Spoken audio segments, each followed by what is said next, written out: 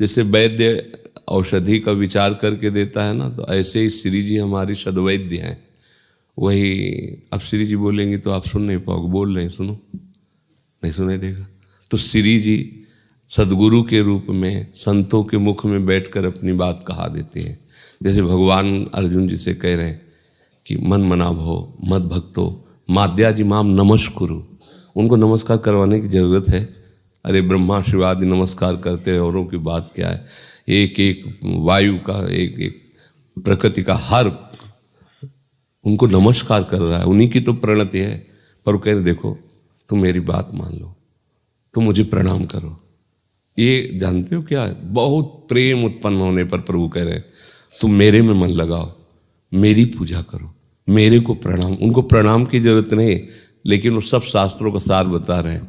हमें लगता है गीता जी में 2 बार ये श्लोक है क्या, मन मना भो मद भक्तो माद्याजी माम नम। भगवान आंतरिक बात बताते हैं। तो हमने अपने सदगुरुदेव भगवान को भी 10वें वर्ष नियमावली में देखा है, और हमें लगता है कि लगभग आप सब जितने भी साधुजन हैं जवान ही हैं, 2-4 को छोड़ करके। तो उनकी बात अलग है, जैसा उनको शरीर, लेकिन आप सब ऐसा नियम धारण करें कि 21-11 जैसा आपको श्री जी प्रेरित करें, आप दंडवत ये शुरू कीजिए। इससे बहुत जल्दी अंतःकरण निष्पाप होगा, बहुत जल्दी इससे आपके अंदर दैन्यता है। ये अहंकार ही प्रियालाल के मिलने में बाधा है, ये नष्ट हो जाए तो सब बात बन जाए।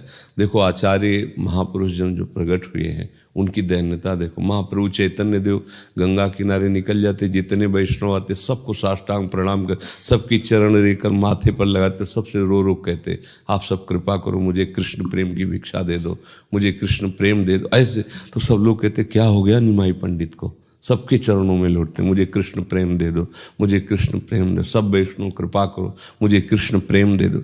और प्रेमावतार है, वो स्वयं प्रेम के वपु हैं, लेकिन कैसी आचार्य है ना, आचरण करके बता रहे हैं। वैष्णव कैसा, यहाँ तो ईर्ष्या द्वेष होता है, एक साधु दूसरे से ईर्ष्या करना चाहता है, द्वेष कहाँ भक्ति। भक्ति का स्वरूप सबके मुख से अगर नाम निकल गया तो ऐसा लगता है उसका चरणामृत ले लो, चरण क्या सेवा करूं इसकी, हमारे प्रीतम का नाम सुना दिया, ये राधा बोलता है, इसकी चरण रज माथे, ये भक्ति का स्वरूप है। मतलब जो भगवान कह रहे समस्त ज्ञानियों में, तपस्वियों में, योगियों में, कर्मकांडियों में जो मुझे बहुत प्रिय है, मेरे मत में सबसे बड़ा वो यही जो मत मेरा भजन करता है, मेरे आश्रित रहता है, मेरे बस भगवान की बात समझो। ये भगवान कृपा करके कह रहे हैं, नहीं तो उनकी शक्तियाँ ऐसी हैं कि वही तुम्हें घसीटे हुए, उनको कहने की जरूरत नहीं। और एक शक्ति माया है, अनंत ब्रह्मांडों को हिला के रख दिए, एक शक्ति है, कोई विजय से प्राप्त। भगवान कहते हैं माँ में हुई प्रपद, देखो कितनी कृपा है, भटको मत, मेरे चरणों का मुक्त हो जाओगे। दैवी ईर्षा गुणमयी मम माया दुरत्या मामे ये प्रपद्यन्ते माया में था। ये तुम्हें मोह नष्ट करने के लिए कोई परेशानी, भगवत चर्चा करो, मोह नष्ट हो जाएगा। तुम्हें महाबलवान बनना है, नाम जप करो, बहुत बड़े बलवान बन जाओगे। तुम्हें सब सिद्धियां चाहिए ना, मेरे चरणों में है। भगवान कह रहे मेरे चरणों का आश्रय ले लो, जो चाहोगे अब ले तो आश्रय। अब जगत का आश्रय, प्रपंच, देहाभिमान, कैसे शुद्ध सच्चिदानंद को कैसे प्राप्त करें। बिल्कुल जो बात आवे उसमें देखो, गुरुजनों के, संतों के वचनों को ऐसे पकड़ा जाता है, गांठ बांध ली जाती है कि सब कुछ चाहे छूट जाए। आदेश में अनुमति लेने की जरूरत नहीं होती दोबारा कि ऐसा ऐसा कर, आदेश में नहीं होता। जब कभी किसी को आदेश हो तो उस पर कभी प्रश्न नहीं होना चाहिए। आदेश जो होता है वो कृपा शक्ति से प्रेरित होता है। अनुमति होती है अपने मन की बात मिला करके चलना, कि आप ऐसा कह रहे थे, हम ऐसा कर लें क्या, हाँ हाँ कर लो। अब वो लाभ नहीं रह गया, क्योंकि उसमें आपके मन की मिल गई, और उनमें केवल उनके मन की हो रही, आदेश में केवल उनके मन की हो रही। आदेश और उपदेश में कोई अपना प्रश्न नहीं होना चाहिए। जब पर्सनल उपदेश, जैसे सत्संग हो रहा है, उसमें पकड़ो ना पकड़ो, समझो ना समझो, लेकिन जब आदेश हो रहा है उसमें अब तुम्हारी कोई गुंजाइश नहीं रहेगी पकड़ने ना पकड़ने या क्यों में क्यों, सीधे हम उस पर अमल करें जो आदेश हो जाए। तो ये सबके लिए जो भी उपासक जहाँ भी सेवा में, सब श्री जी की सेवा में, चाहे गेट में खड़े हो, चाहे किसी से भी कुछ भी व्यवहार में हो, आप हमारी लाडली जू के ही व्यवहार में है, महल के टहल में ही हो, वो सब बराबर सेवा है। चाहे कोई चंवर लिए हो या वहाँ झाड़ू लिए हो, चाहे कोई यहाँ इत्र लगा रहा हो या पादुका देख रहा हो, बात एक ही है, क्योंकि वो श्री जी की टहल है। वो महल टहल श्री जी की है, दूसरे की नहीं है। ये श्री जी का तो श्री जी की ही सेवा में। तो जब समय मिले, जहाँ जैसी अनुकूलता पड़े, अगर यहाँ नहीं कर पा रहे अपनी कुटिया में श्री जी हैं, तो ईमानदारी से अपनी कुटिया में ये प्रणति सेवा, ये बंधन भक्ति सबको करना है। जो शरीर से असमर्थ है तो दुर्भाग्य है कि नहीं कर सकते, इसलिए आप लोगों से प्रार्थना करते हैं कि आप लोग इस पर ध्यान दीजिए। ये बंधन भक्ति है, बहुत महत्वपूर्ण है और बड़ी महिमामय है। इसको आप, और जो चीज़ पकड़े तो जब तक शरीर उस काबिल रहे तब तक करता ही रहे। महापुरुषों के जीवन में पाया गया कि जो गुरुजनों ने आदेश कर दिया तो वो जीवन भर उसको स्वीकार किए रहे। मतलब ये नहीं कि 2-4 दिन देखा तो 10वें दंडवत कर रहे, फिर धीरे धीरे कम हुई, फिर बंद हो गई, फिर भूल गए। ऐसा नहीं होना चाहिए। हमने श्रीधर बाबा को देखा है, ये महापुरुषों की बातें हैं। 1 बजे तक उनकी एक दिनचर्या थी, 1 बजे तक करने के बाद फिर पकड़ा के अपने को ले जाते परिक्रमा मार्ग में, लौटते और दंडवतें करते, फिर वहाँ से आते अपने ठाकुर जी की परिक्रमा करते और चरणामृत डालते, फिर प्रसाद। तो एक दिन कुछ लोग आ गए तो चरणामृत बट गया और पता नहीं क्या हुआ, चरणामृत नहीं था।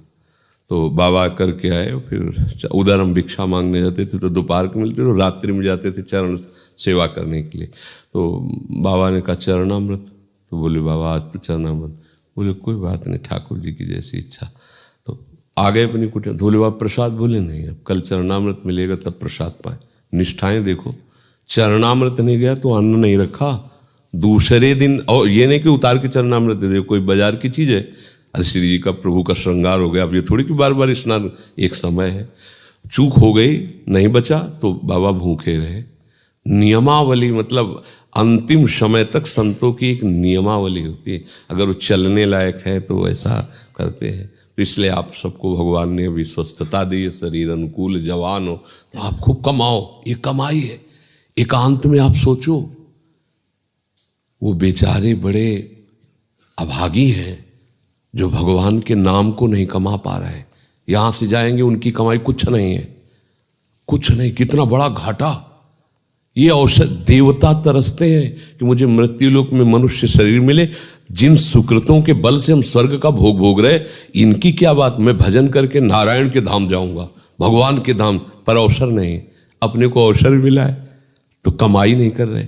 एकांत में सोचो, तुम कितने बड़े धनी बन सकते हो। राधा राधा राधा राधा राधा राधा, जो चाहो खरीद लो, भगवान को खरीद लो। भगवान श्री कृष्ण कहते ना, मेरा मूल्य है निश्चित किया हुआ राधा नाम।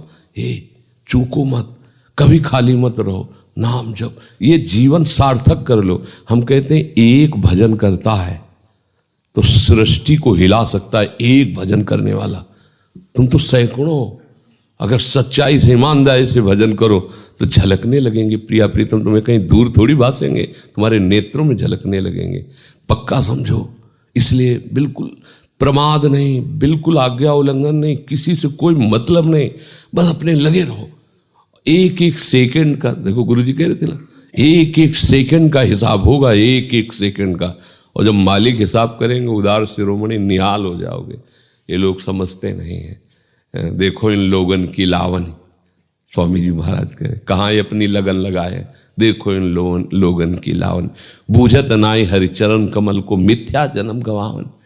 जब जमदूत आए घेरत, तब करत आप मन भावन। कहे हरिदास तमें चिर जीवो, जब कुंज बिहारी चितावन। साफ बात कह रहे महापुरुष जन, मत भूलो मत भूलो, बहुत बढ़िया अवसर मिला है। हाँ, मति बंछे तिल तिल धन को, हरि भज रे हरि भज, छाण न मान नरतन को। अन मांगे आगे आवे गो, ज्यो पल लागे पल को।